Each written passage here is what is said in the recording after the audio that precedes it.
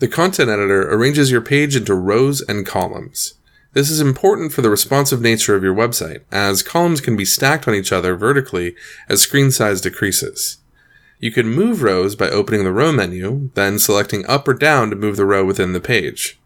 Click Add Row to add a new row. To vertically resize a row, move your mouse cursor between a row, then click and drag to resize the row.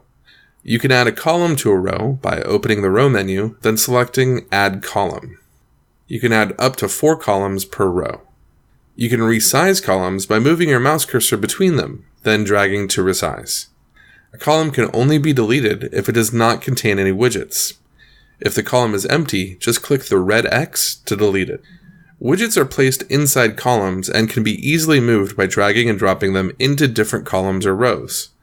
To edit a widget, click to open the content editor to see content options specific to the widget you are editing. Click on the Design tab to see design options such as layout, background color, and spacing. Rows and columns also have a design editor similar to widgets.